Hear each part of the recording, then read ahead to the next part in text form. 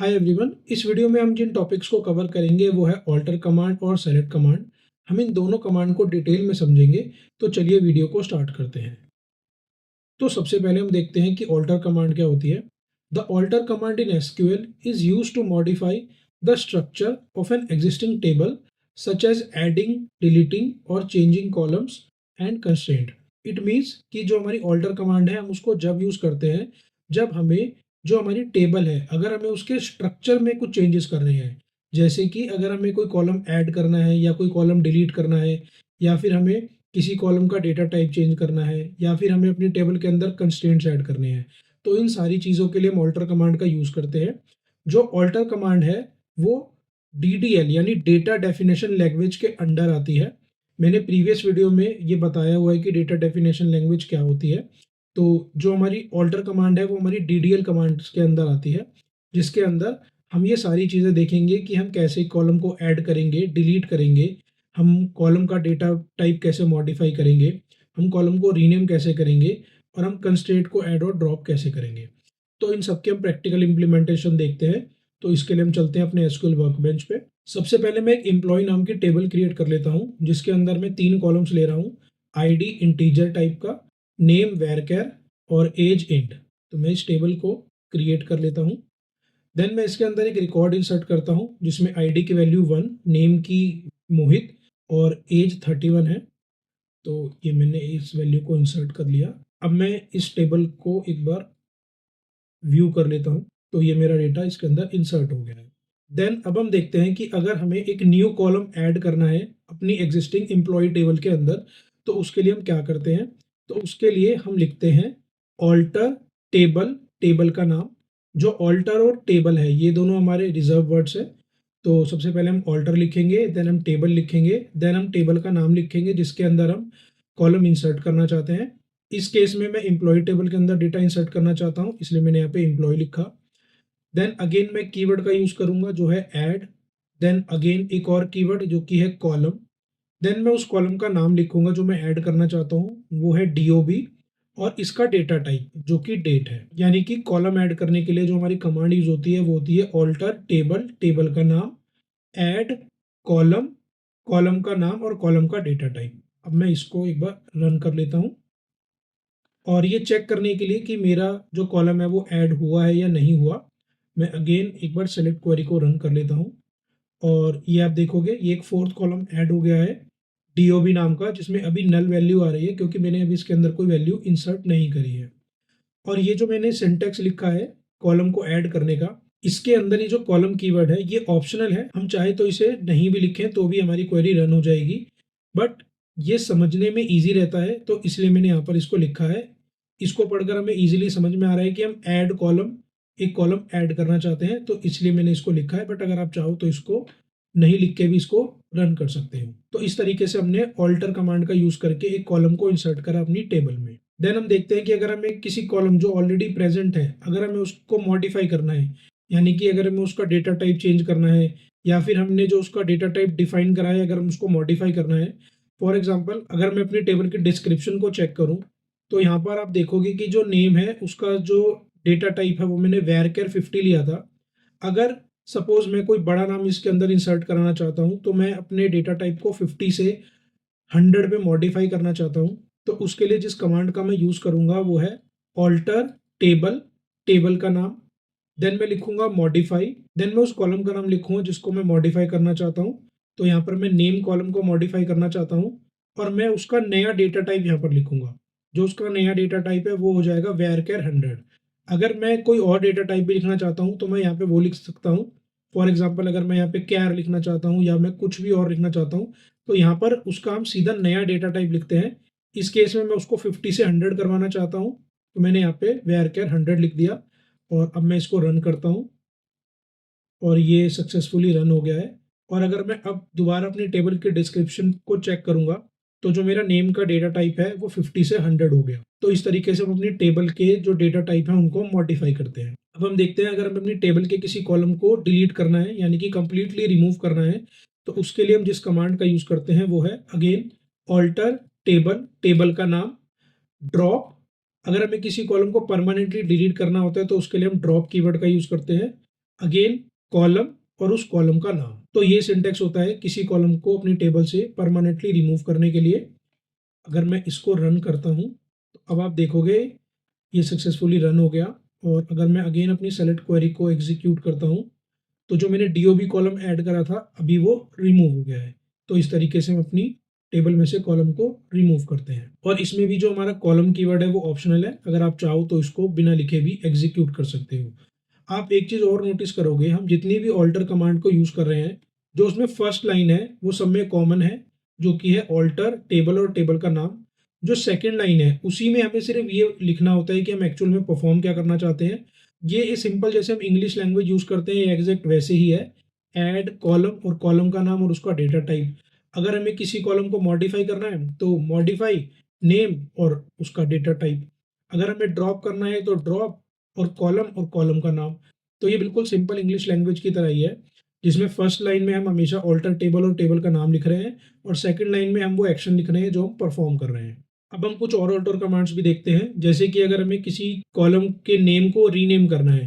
For example अभी मेरी table में जो नेम कॉलम है, अगर मैं इसको रीनेम करके फुल नेम करना चाहता हूँ तो उसका सिंटेक्स है ऑल्टर टेबल, टेबल का नाम, then rename column keyword, existing column name जो कि अभी है, इस कॉलम का नाम नेम है तो मैंने वो लिखा, देन टू कीवर्ड आएगा और फिर यहाँ पर उसका हम नया नाम लिखेंगे जो अब हम देना चाहते हैं।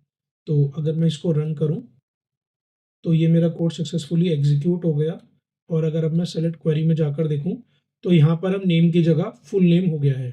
तो इस तरीके से हम अपनी टेबल में किसी एग्जिस्टिंग कॉलम का नाम रीनेम करते हैं। देन हम एक डिफरेंस देखते हैं बिटवीन ड्रॉप एंड ट्रंकेट। और ये एक इंपॉर्टेंट इंटरव्यू क्वेश्चन भी है कि ड्रॉप और ट्रंकेट में क्या डिफरेंस होता है। तो जो ट्रंकेट होता है, truncate delete only the data inside the table but keeps the structure. इसका मतलब है कि जो ट्रंकेट कमांड होती है वो टेबल के अंदर जो भी डेटा प्रेजेंट है उसको कंप्लीटली रिमूव कर देती है, बट ये टेबल के स्ट्रक्चर के साथ कोई छेड़छाड़ नहीं करती है।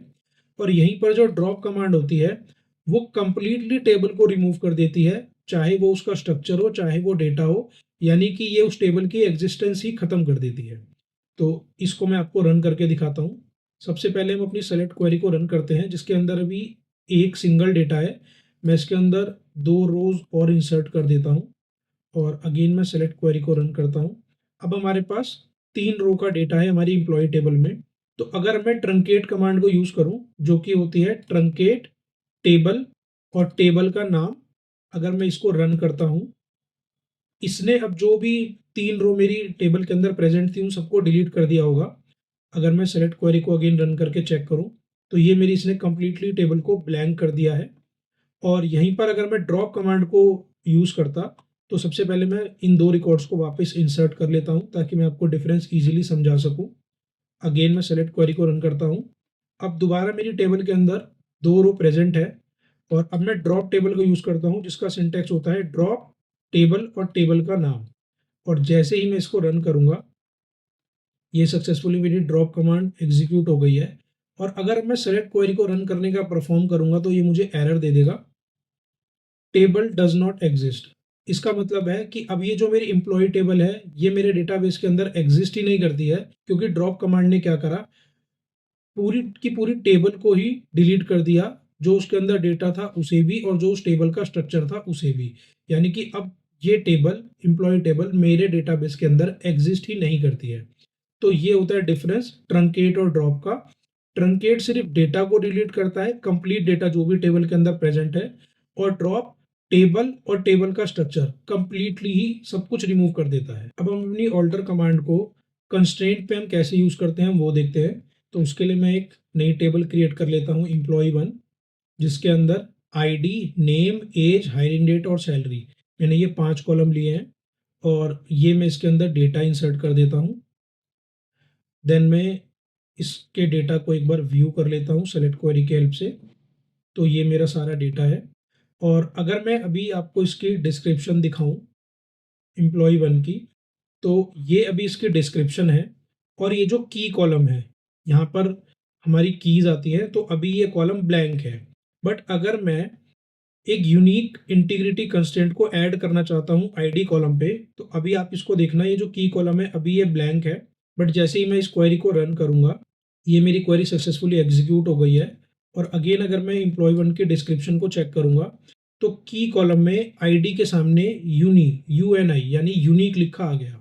तो इस तरीके से हम यूनिक कंस्ट्रेंट को ऐड करते हैं अपनी टेबल पे, जिसका सिंटैक्स है ऑल्टर टेबल, टेबल का नाम। देन क्योंकि हम एक कंस्ट्रेंट ऐड कर रहे हैं तो हम एक ऐड कीवर्ड लिखेंगे। देन हम क्या ऐड कर रहे हैं, हम कंस्ट्रेंट ऐड कर रहे हैं। देन हम उस कंस्ट्रेंट का नाम लिखेंगे जो कि हम खुद अपनी मर्जी से लिखते हैं। तो यहाँ पर मैंने इसका नाम लिखा है आईडी यूनिक। देन मैं उस कंस्ट्रेंट का नाम लिखूंगा जो मैं यूज़ कर रहा हूँ। तो मैं यूनिक कंस्ट्रेंट यूज़ कर रहा हूँ और ब्रैकेट में मैं उस कॉलम का नाम लिखूंगा जिस पर मैं ये कंस्ट्रेंट अप्लाई कर रहा हूँ।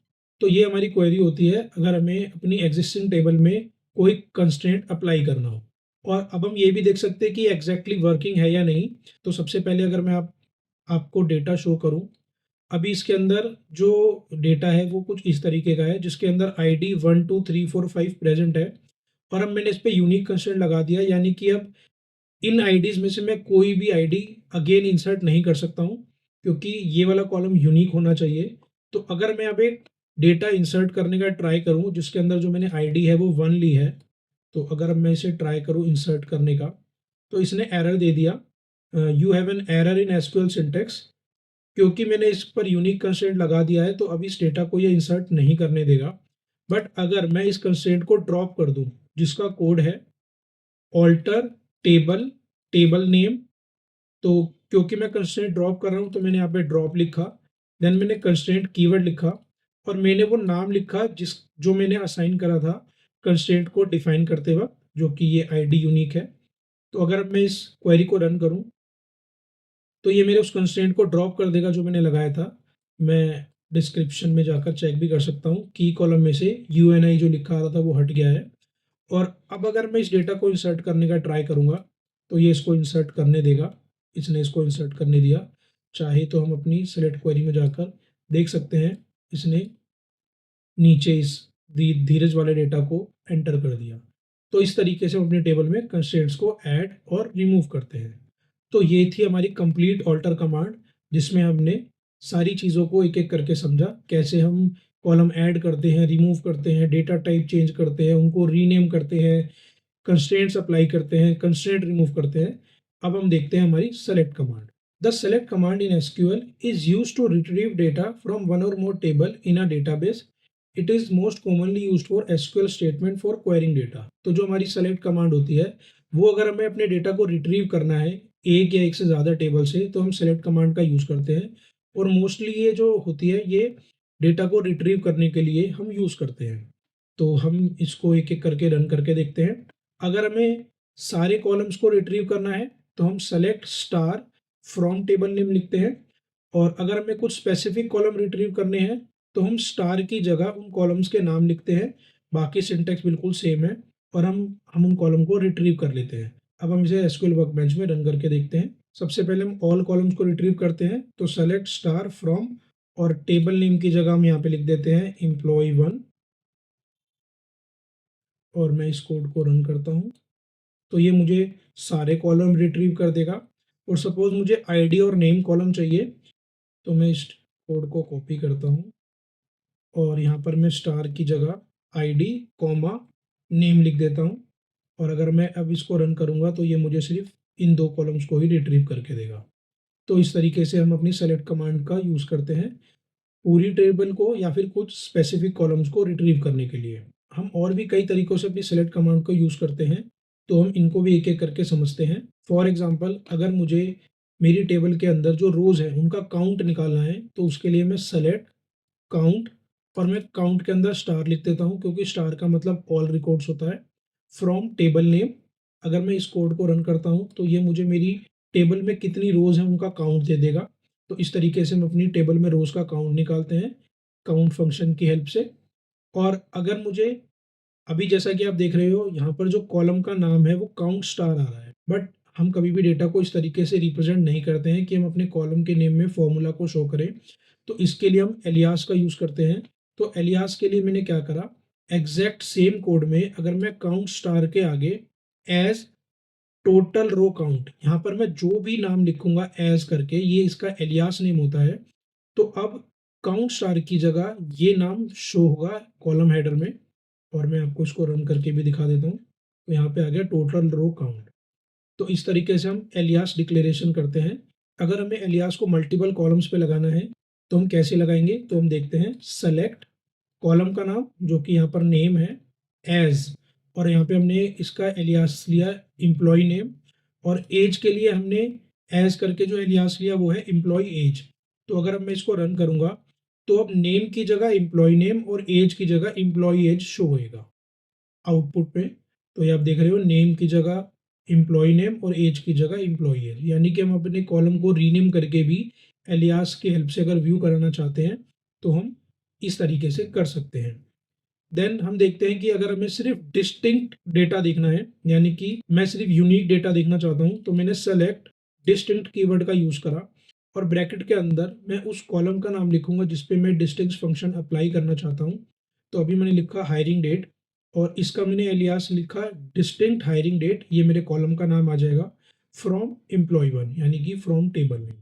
तो अगर मैं अब इसको रन करूंगा तो जो मेरी हायरिंग डेट है, अभी सबसे पहले हम देख लेते हैं कि जो हमारी हायरिंग डेट है वो अभी हमारी ये सारी है। और अगर मुझे इस हायरिंग डेट में सिर्फ यूनिक हायरिंग डेट चाहिए तो मैं अब इसको रन करता हूँ, और ये मुझे सिर्फ यूनिक हायरिंग डेट दे देगा, जो कि ये 3 है, 10, 11 और 12। ये 3 तारीख जो हैं वो हमारी हायरिंग डेट कॉलम में यूनिक है। और अगर मुझे अब इनका काउंट चाहिए तो मैं जो ये वाला मैंने लगाया था डिस्टिंक्ट हायरिंग डेट, अगर मैं इस पूरे को ब्रैकेट में डाल के और बाहर काउंट लगा दूंगा तो ये मुझे इसका काउंट दे देगा। और एग्जैक्ट सेम मैंने करा है, डिस्टिंक्ट एज के बाद अगर मैंने काउंट फंक्शन को यूज कर लिया तो अब ये इन 3 डेट का काउंट मुझे दे देगा, यानी कि इसका जो आउटपुट है वो 3 आना चाहिए। ओके, यहाँ पर मैंने एज लिया हुआ है इसलिए इसने 4 दिया। तो अगर हम अपने डेटा में एज चेक करें तो वो एज, ओके, ये सारी हमारी एज है, और अगर हम इसमें यूनिक निकालेंगे तो वो 4 ही एज है। अगर मैं इस एज की जगह यहाँ पर हायरिंग डेट कर दूं तो ये मुझे 3 की आउटपुट देगा। और यहाँ पर टोटल